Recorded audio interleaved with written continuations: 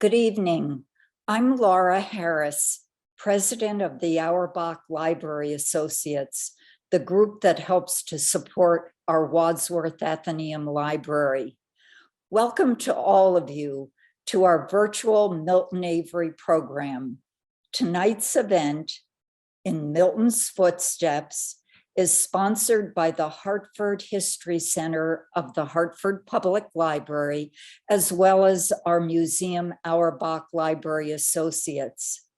Tonight, Erin Monroe, co-curator of our traveling retrospective of Milton Avery, will lead you into the Hartford downtown art scene at the turn of the 20th century, when Milton Avery was beginning to forge his career in art.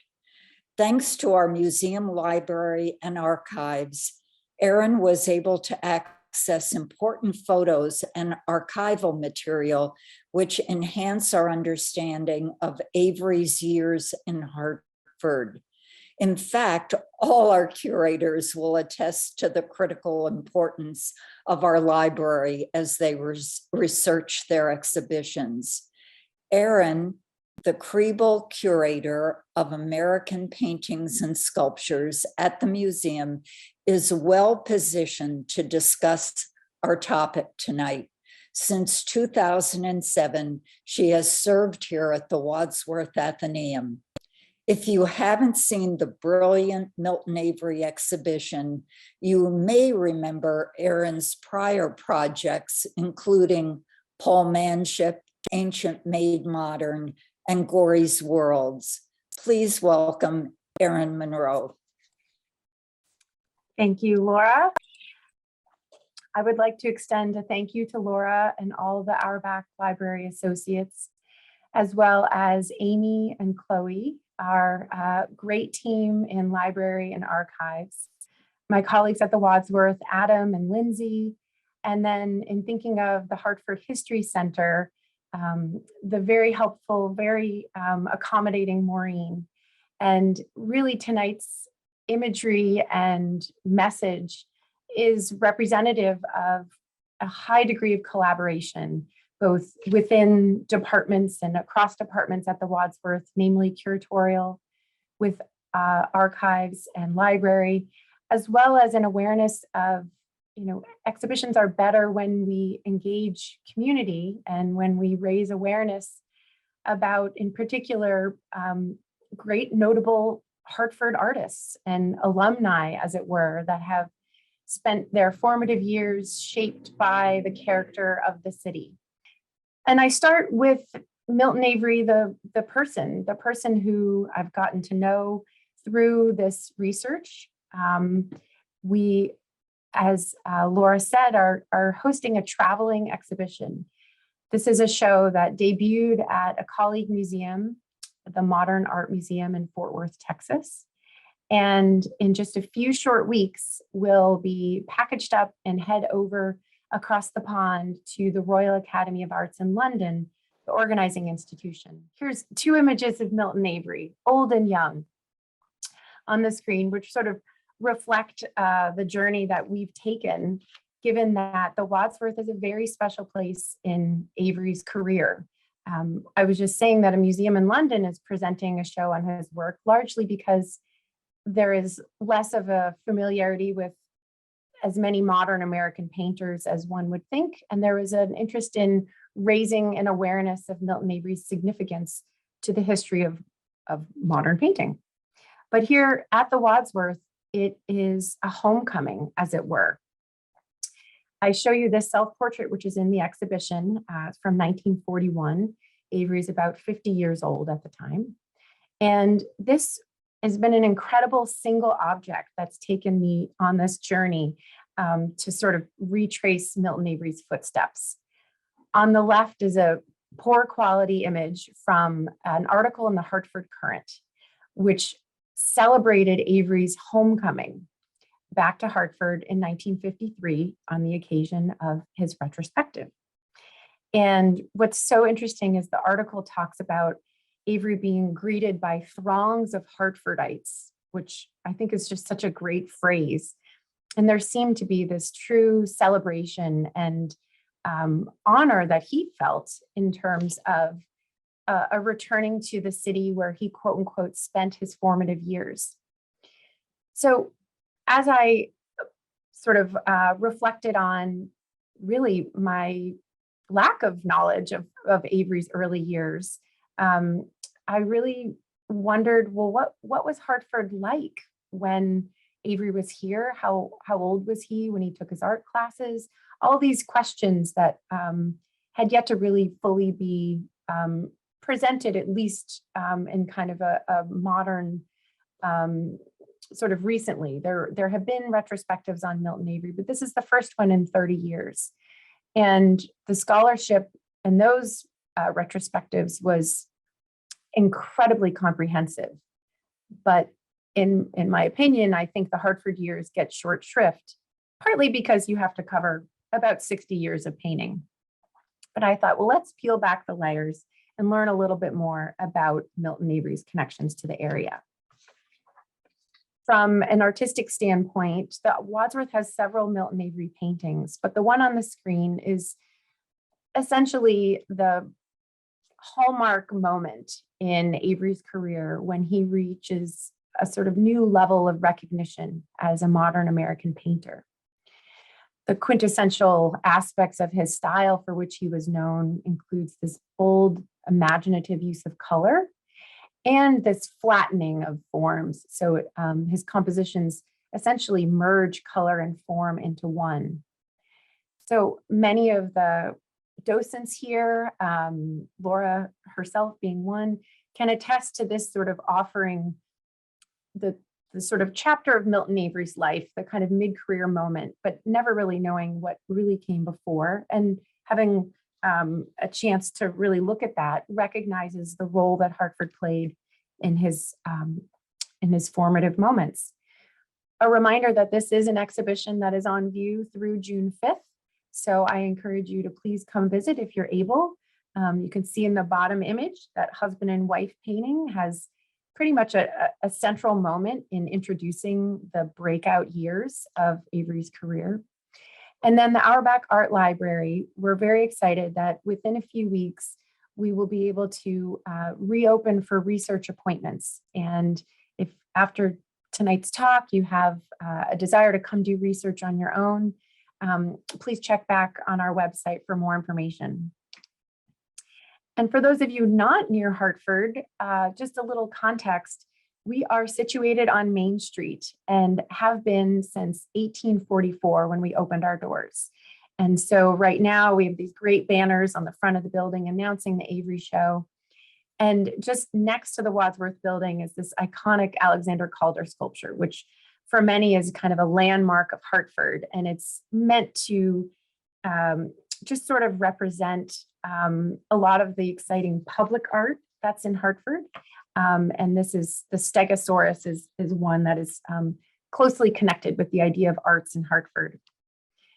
I also wanted to share that as we think about an artist spending time within the Wadsworth Atheneum and in the surrounding blocks, I'm just so excited by the present moment. And in particular, there's this really exciting movement afoot where these murals are cropping up all throughout Hartford.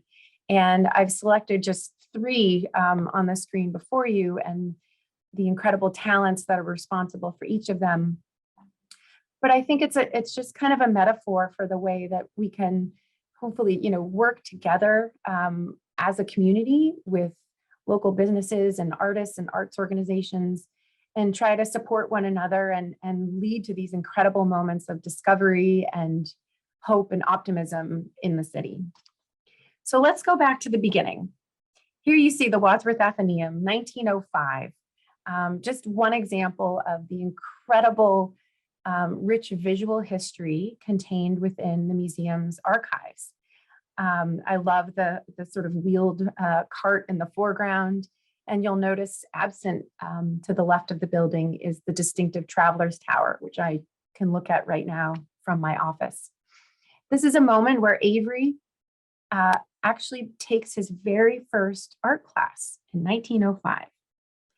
So backing up a little bit, Avery and his family came to the area in 1898 when he was 13 years old. Within 3 years, he left high school and turned to the very real need of earning a paycheck to help support the family, which was a working class family. And then owing to the early death of his father and then the passing of his brother and brother-in-law, Avery had a lot of burden, a lot of responsibility on him to help provide for the family. That being said, he still had an early interest in art, and the very first class he took was offered by an artist named Charles Noel Flagg. So in this instruction in art clipping, you can see that there's two teachers' names mentioned, A.E. Jones and Charles Noel Flagg. Flagg deserves great recognition. He had studied in Paris and was really struck by a very supportive environment where younger artists sought out the mentorship of older artists and just asked for advice on their work. So Flagg comes to Hartford and decides to set up a similar school, as it were.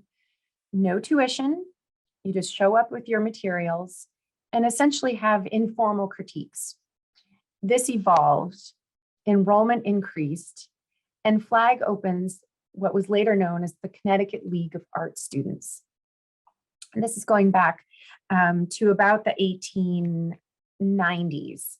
And this instruction in art may have been the ad that Avery first saw, and it was a night class, which meant he could work during the day and take class at night. Also highlighted on the classified were two other competitors, as it were. The Art School of the Art Society of Hartford, which was established in 1877 by none other than society women who had been to the World's Fairs, and they noticed that there was a complete absence of any opportunity to learn drawing or painting. And the Art School of the Art Society of Hartford is now the Hartford Art School, which is still in business and an incredible, vibrant place for emerging artists. In situating ourselves, Hartford 120 years ago, I offer these two views of Main Street to just lay the groundwork that these were not schools that had a fancy campus removed from the hustle and bustle of the city. Largely, these classes were held in the attic or top floors of major buildings, such as the Ballerstein Building or the Cheney Building. The Ballerstein Building you see on your left, and this is a view looking south on Main Street. And then the image on the right is view looking north on Main Street. And so to track the addresses of these schools is pretty tedious.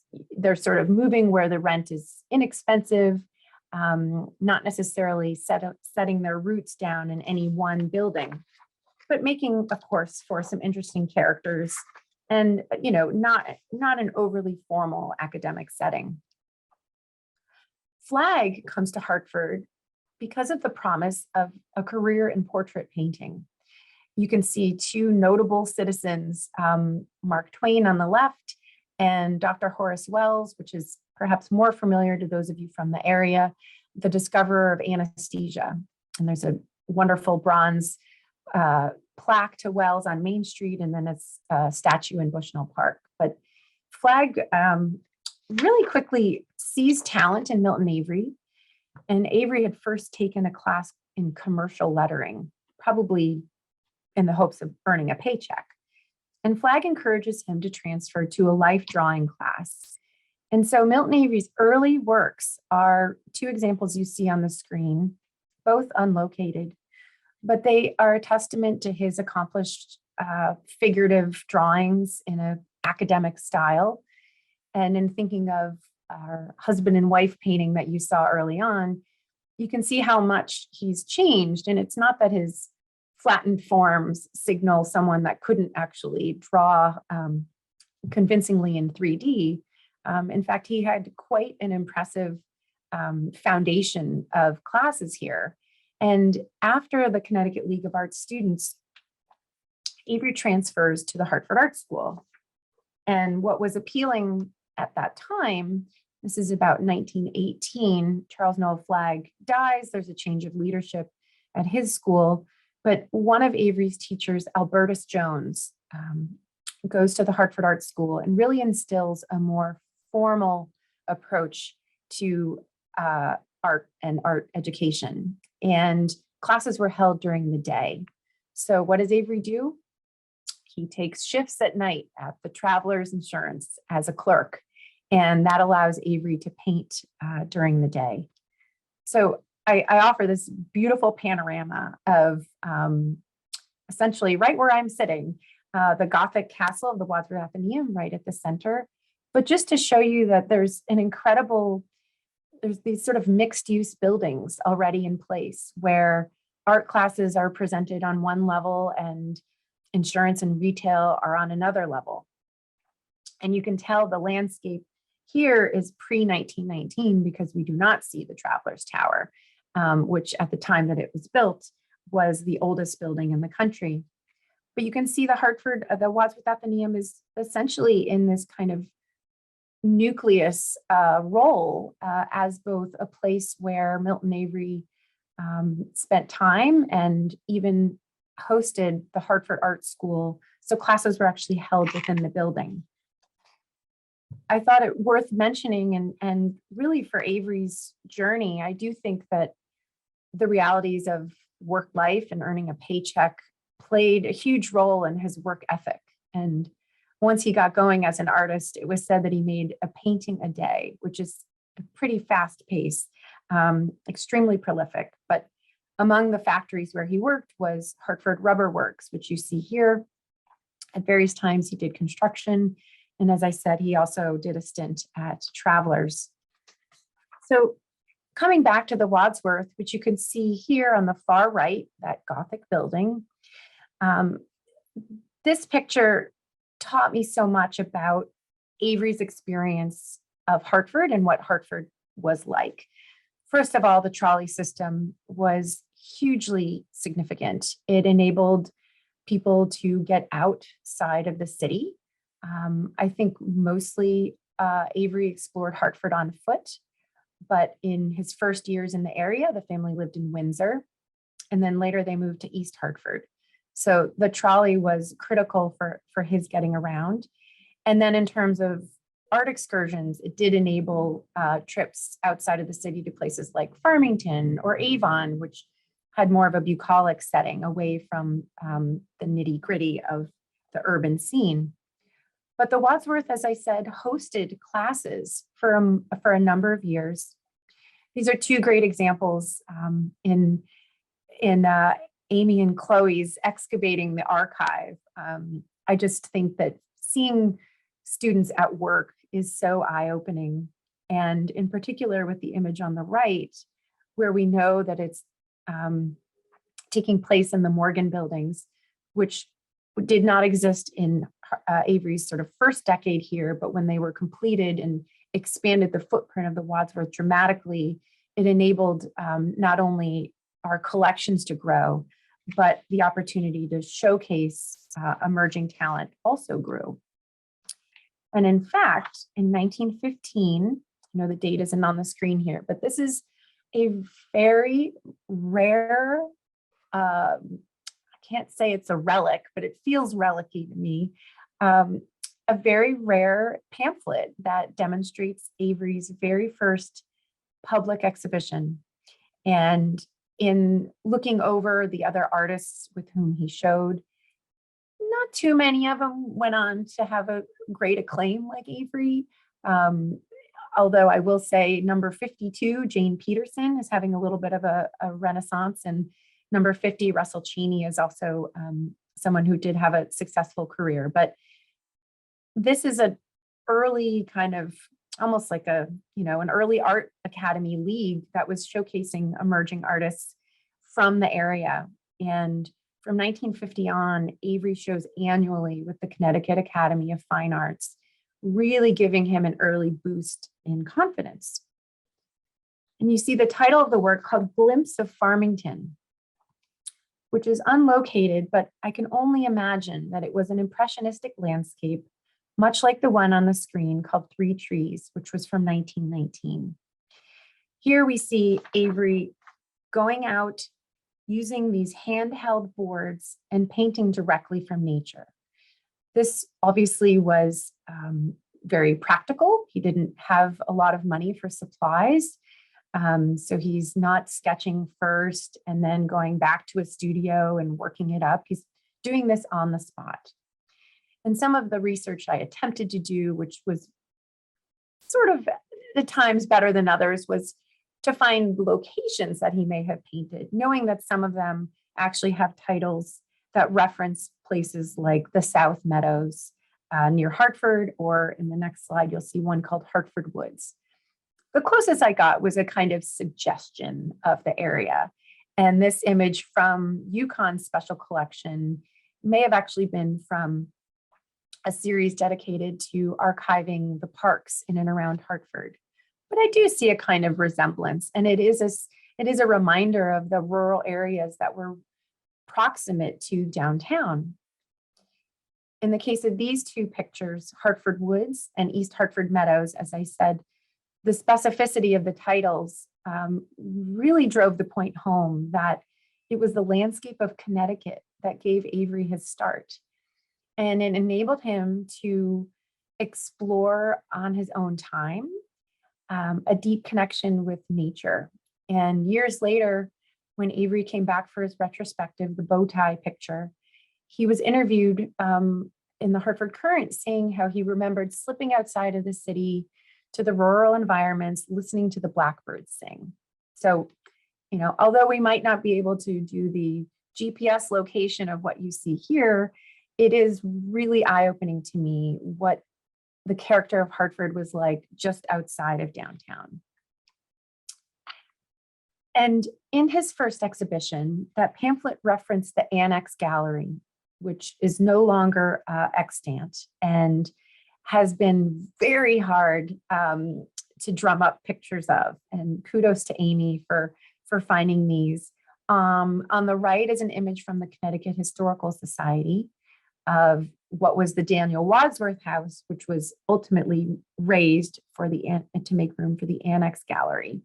And on the left, you can see it there on the lower left, where the Travelers Tower is now sort of looming large over it. So we know that it's after 1919 or after. But the Annex Gallery was a fascinating space. It was available for rent from local arts organizations, and at one time even housed the Hartford Public Library. And it was overseen by the staff of the Wadsworth Atheneum. And the exhibitions, I don't know if you caught it, but I mean, they ran for 2 weeks at a time. So there was an incredible pace of showing the latest art of the day. And for you city planners, these are two other pieces from the archives to kind of situate you on the aerial perspective of the footprint of the Wadsworth Atheneum, which began as the Wadsworth Building, then later the Colt Building, then the Morgan Building, and then the Avery Building and the Goodwin Building, which are not pictured here. But you can see the Traveler's Umbrella to give you a kind of real time, where are we? And then the Stegosaurus on the bottom. Expanding beyond Connecticut, Avery does have some wonderful sort of travel that he does early on. Imagery from Gloucester sort of points out his style is evolving, and obviously his subject matter as well, in the seascape you see called Rainbow Rocks on the right. But what's important about Gloucester is this is where he meets, for the first time, he meets someone named Sally Michael, who's from Brooklyn, and she's out there for the summer, also up bright and early, because you can't get a full day of painting in if you don't start early. And he and Sally later get married in 1925 and move to New York. But what happens in the interim is Avery's style is progressing, and he's catching the attention of the Hartford art critics well before his move to New York.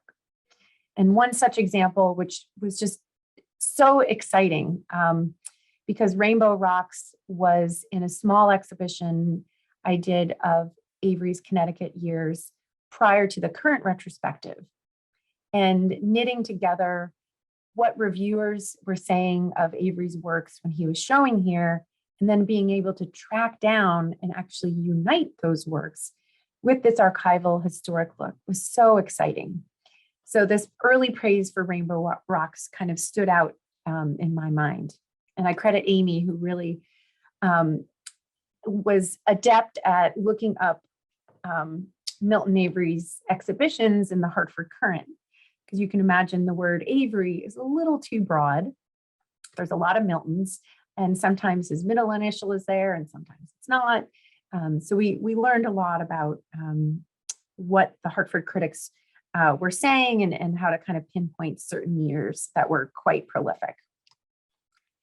And then certain group exhibitions also attracted attention and earned Avery great recognition.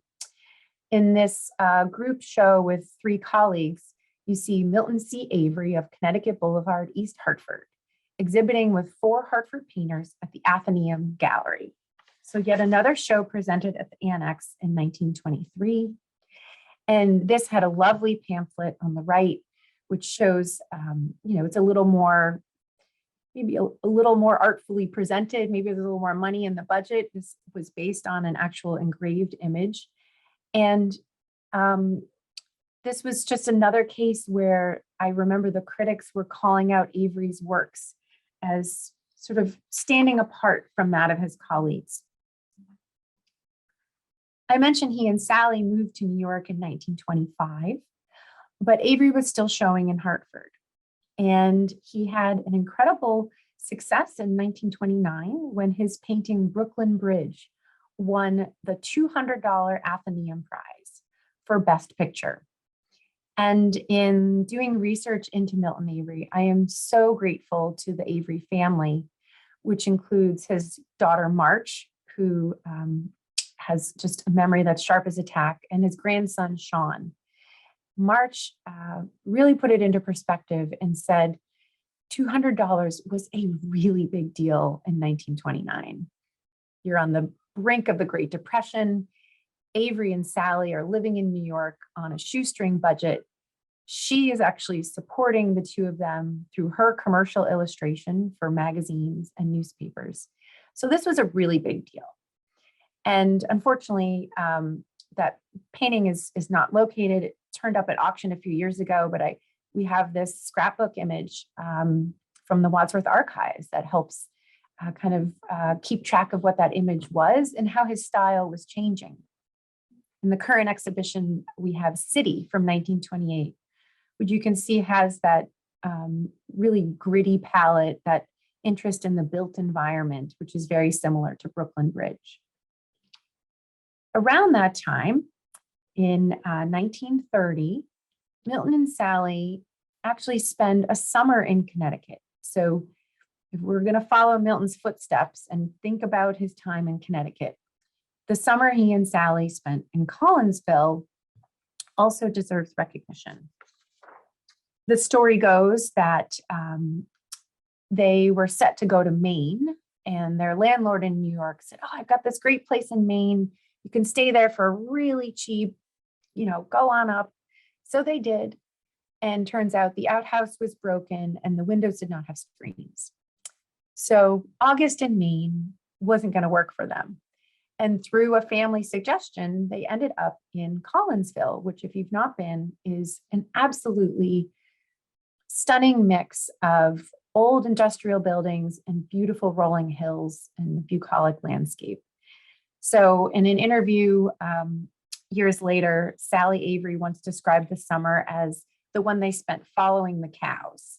So you can see Sally sketching in the cows on the left, and then this watercolor view of Collinsville on the right. What's so interesting is the industry is what really made Collinsville a vibrant place to live. It attracted a diverse community of people working in the metal edge factory, international businessmen. And so Fortune magazine actually hired Walker Evans to do this whole photo expose. And I present these two images as a complete counterpoint to what Avery responds to, which is, farm animals and this really kind of continued fascination with the Connecticut landscape. Also, just to think about knitting together community and an understanding and appreciation of local history, the Collinsville Historical Society is a fascinating place. And I can tell you from my own experience that researching the Collinsville past really put me in contact with some wonderful people that also recognize that to this day, it's actually a vibrant arts community. A lot of artist studios and practicing artists. But as we move forward in time, this is a brochure from a 1930 exhibition, again from the Wadsworth Archives. In thinking about the evolution of these exhibitions, here we see Avery's no longer in the Annex Gallery. He is in the Morgan Memorial Building, showing with three friends, Aaron Berkman, Russell Cheney, and Clinton O'Callahan. And the kind of forensic approach that I took was to look at the 12 oil paintings Avery showed and see if we couldn't figure out where they were. And lo and behold, at the top is pigs number 3, which is listed as number 7. And at the bottom is number 10, cows on hillside. Well, why does this matter? Well, it matters because at the same time, the critics continue to call out Avery and use terms like modern, modernistic, well before the New York art scene does. And I think that's worthy of recognition, is that scholarship about Avery typically starts with his professional success when he's picked up by a New York dealer in the mid-1930s. But I would argue that all of his artistic success is built upon this foundational experience here and this early recognition that the Hartford critics were offering him. To now, I've only talked about Avery showing through and with the Wadsworth Athenaeum. But what was so eye-opening is there was a whole slew of galleries in and around the Wadsworth that were also showing Avery's work and that of other contemporary artists. Much like today, where we have Arts on Pearl, the historic Lewis Street, and even Asylum. Those are 3 of the streets that boasted art galleries that were showing Avery and his colleagues, in that fast turnover, shows that were up for a few weeks. And, while we know that Hartford's art scene looks a little bit different and feels a little bit different, I would say, that energy and that vitality is there. And if you're not familiar with the Art Walk at the Hartford Public Library, that's just one source in terms of arts neighbors where there are rotating exhibitions of contemporary artists that are always, to me, extremely well thought and well connected to the community. And of course, we have fellow institutions outside of downtown, like Real Artways, which are dedicated to showing contemporary art.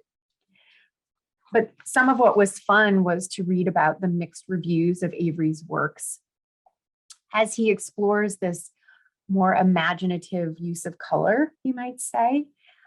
Critics were divided. I like the words controversy used to talk about Avery. I mean, this is where modern American painting was at. We were, slowly seeing evidence of abstract art and not really sure what to do with it.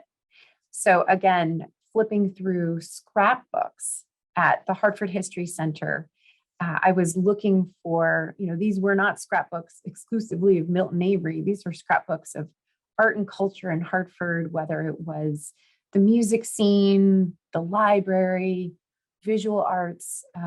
It really is a fascinating opportunity to do research on all things Hartford. And I have to give a shout out to them and to say that please contact them if you have further interest. And Maureen's information is on their website. But what was so divisive? Well, pictures such as this. Here we are, it's 1945, the same year as Husband and Wife. And you can see Avery moving away from that impressionistic style, more of a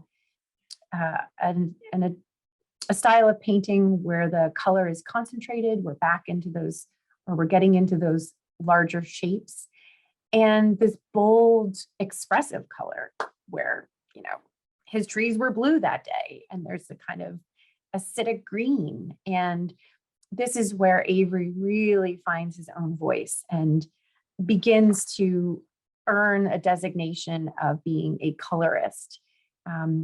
He's been hard to classify in terms of art because he's not wholly abstract and he's not wholly realistic. He's sort of marched to the beat of his own drummer. And in thinking about the Wadsworth growing and evolving over the years after Avery leaves, we acquired our first Milton Avery painting in 1953, Old Orchard on the left. And then years later, Milton and Sally gave to the museum Dark Inlet, which you see on the right. And the collection now boasts 4 paintings and 3 works on paper, all through different means of acquisition, whether they were purchases or gifts, sometimes in the case of Dark Inlet from the family, other times from collectors who also collected just the latest and greatest modern artists. But again, in our archives, the human side to this really hits home in that we have letters both from Milton in the case of the left and Sally later in the case of the right, where we can read firsthand really how personal it was for the museum to be acquiring Milton's work. There's another letter that references Old Orchard, and Avery says, "I am so honored to have my picture acquired by the museum where I spent my formative years looking at 19th and 20th century American paintings." So knowing that Avery roamed our galleries, maybe looked at porcelain figures, maybe looked at European painting, it really does give significance to reconnect with his story. And other discoveries that we made in the course of doing research, these 2 photos also in the Hartford History Center, Milton and Sally on the left and Milton solo on the right. These were actually from the Hartford Courant and the Hartford Courant photo morgue, as it were, not really having they're not fully cataloged or accessible, but they were at least largely done by subject. And so I was able to pose this question of, do you have other photos of Milton Avery? And these 2 emerged, which was really exciting.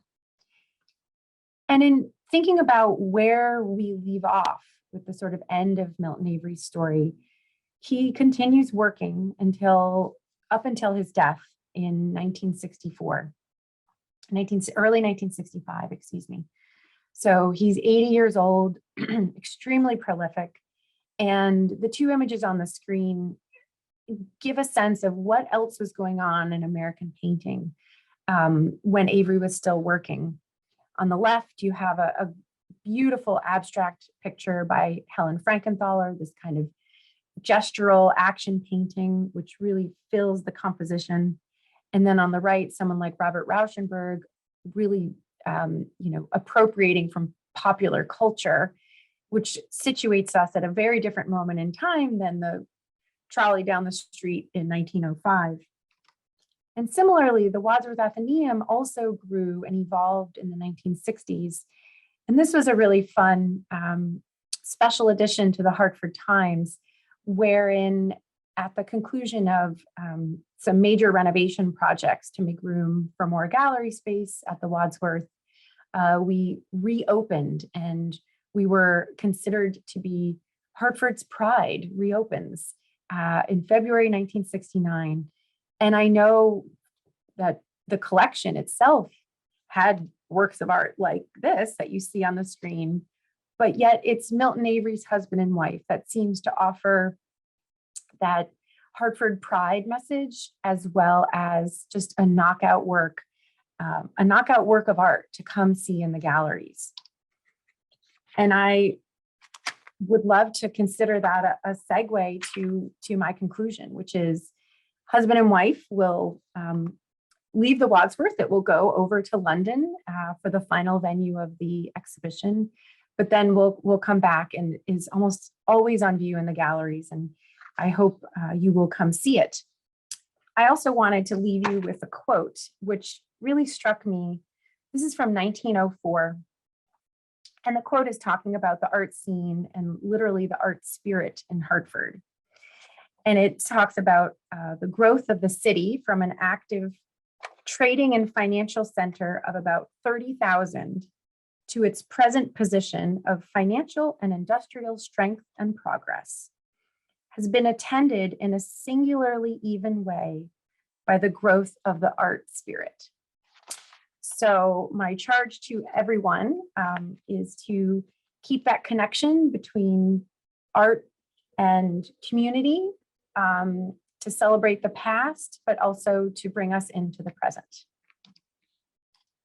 Thank you, everybody. Thanks for tuning in, and we hope to see you soon.